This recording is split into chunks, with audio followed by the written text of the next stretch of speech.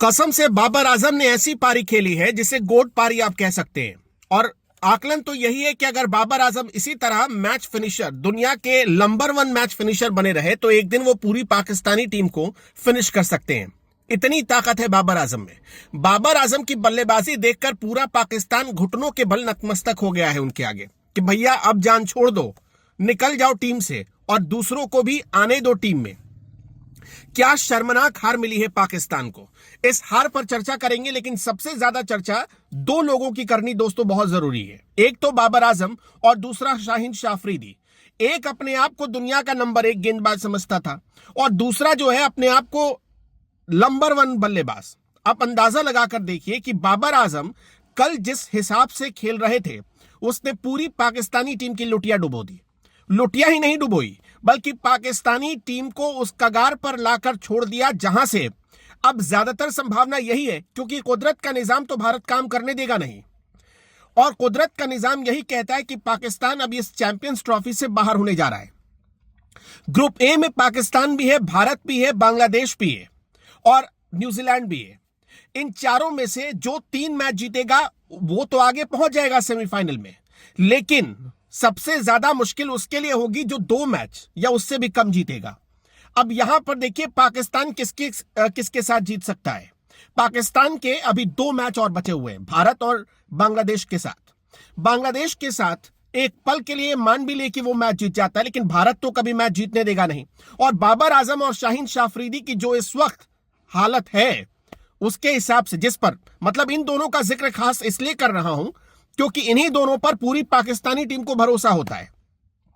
अब देखिए कि कल 321 रन को चेस करने उतरी थी पाकिस्तान की टीम और उसमें बाबर का स्ट्राइक रेट देखिए भाई साहब, मतलब उन्होंने 51 डॉट गेंदें खेल दी हैं।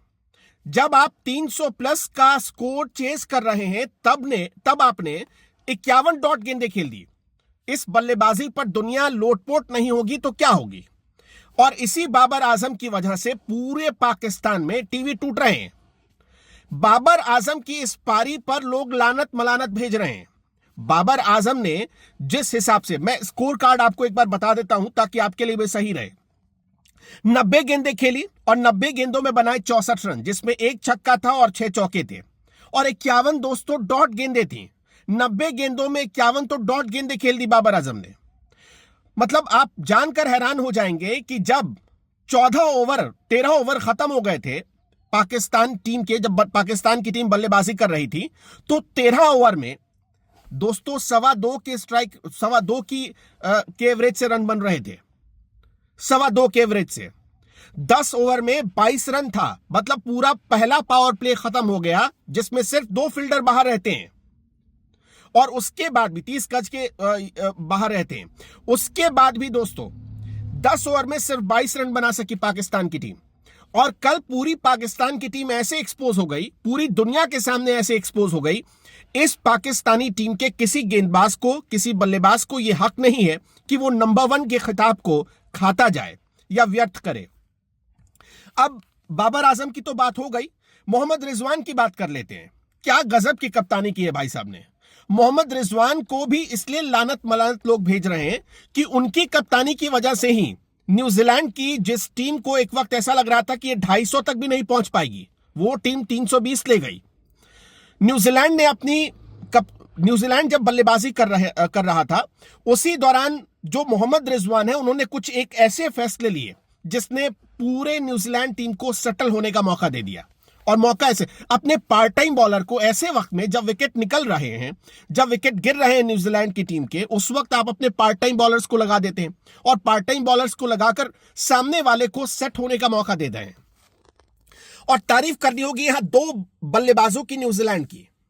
विल यंग कभी नहीं चल रहे थे, लेकिन कल ही उनके साथ उनका भी लक देखिए कि वो अभी तक फ्लॉप थे, लेकिन उनके लिए भी फॉर्म में आने का मौका कल ही का था। अब अंदाजा लगाकर देखिए कि मतलब कोई आउट ऑफ फॉर्म चल रहा हो और पाकिस्तान की टीम के खिलाफ उसे उतार दो, वो फॉर्म में आ जाएगा। इस वक्त तो पाकिस्तान की हालत ऐसी हो गई है, गारंटी है कि आउट ऑफ फॉर्म बल्लेबाज को भी इनके गेंदबाज, इनके फील्डर फॉर्म में ला देंगे। विल यंग ने क्या गजब की पारी खेली है। कम स्ट्राइक रेट, हालांकि 113 गेंदों में 107 कहीं उनका 107 रन ही उन्होंने बनाए, लेकिन उनकी इस पारी की वजह से ही न्यूजीलैंड की टीम स्टेबल हो पाई और 300 प्लस का स्कोर कर पाई। बाद में आप देखेंगे तो विल यंग के अलावा टॉम लैथम, उन्होंने तो धुआंधार पारी के लिए उन्होंने भी शतक लगाया, टॉम लैथम ने शतक लगाया। लेकिन आप उसके बाद जब आप देखेंगे ग्लेन फिलिप की बात कर लेते हैं, 39 गेंदों में 61 रन, और ये वो मतलब राजधानी से भी तेज।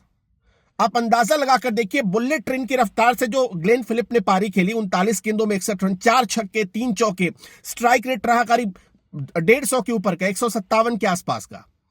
और ग्लेन फिलिप की इस पारी ने 320 का स्कोर पहुंचाने में न्यूजीलैंड को कामयाब किया है। और मतलब ग्लेन फिलिप, टॉम लैथम और विल यंग, इन तीनों को आउट करने में पाकिस्तान के 7 गेंदबाजों के पसीने छूट गए थे। मोहम्मद रिजवान को समझ में नहीं आ रहा था। और सबसे बड़ी बात आप देखिए, अबरार अहमद को जब इन्होंने उतारा गेंदबाजी के लिए, मोहम्मद रिजवान विकेट के पीछे से बता रहा है कि आप इस तरफ गेंदबाजी करो, और वो आदमी जैसे कसम खाकर आया था कि कप्तान जिधर बताएगा उधर गेंद फेंकनी नहीं है। और नतीजा की खूब छक्के पड़े टॉम लैथम से, खूब बाउंड्री पड़ी, चौके पड़े टॉम लैथम से। और जिस तरह से हमने आपको बताया, ग्लेन फिलिप ने भी मतलब हाथ खोल कर मारा है भाई साहब, मतलब ऐसा मारा है कि इस दर्द से पाकिस्तान उबर ही नहीं पाएगा 1 साल तक, ऐसी हालत हो गई। और पाकिस्तान टीम की इस हालत के पीछे कौन जिम्मेदार है? ये जो भारत को इन्होंने पिछली बार चैंपियंस ट्रॉफी में हराया था, उस खुमारी से निकल नहीं पा रहे हैं। ये उस खुमारी से जब ये निकल नहीं पा रहे, और उसके बाद देखिए, उसके बाद सिर्फ वही जीत मिली भारत के खिलाफ, और इतने घमंड में चूर हो गए ये कि उसके बाद इनकी हालत ऐसी हो गई कि हर जगह जिस बड़े टूर्नामेंट में जा रहे हैं वहां पिट जा रहे हैं। पाकिस्तान की इस बल्लेबाजी, इस गेंदबाजी पर आपकी क्या राय है? हमें आप भी जरूर बताते चलिएगा दोस्तों। और पाकिस्तान, आपको लगता है कि अब सर्वाइवल स्थिति में है कि वो चैंपियंस ट्रॉफी में, क्योंकि वो मेजबान है अपनी जमीन पर, अपने ग्राउंड पर, ये वही पाकिस्तान है जो शोर मचा रहा था कि चैंपियंस ट्रॉफी का बायकॉट कर देंगे अगर भारत नहीं आएगा तो। रोज पाकिस्तानी क्रिएटर्स दिखा रहे थे कि ये देखो स्टेडियम बन गया, ऐसी स्क्रीन तो भारत में भी नहीं है, ऐसे लाइट्स तो भारत में भी नहीं है। वहां हिसाब गिनवाया जा रहा था, 2 लाख की एक लाइट। अरे 2 लाख की एक लाइट लेके अब करोगे क्या, जब आपकी टीम ही चैंपियंस ट्रॉफी से बाहर होने जा रही है? क्या करोगे उतनी बड़ी स्क्रीन को लेकर जब आपकी टीम ही चैंपियंस ट्रॉफी में नहीं रहेगी? पाकिस्तान की इसी हालत की वजह से उसके अपने फैंस भड़क रहे हैं।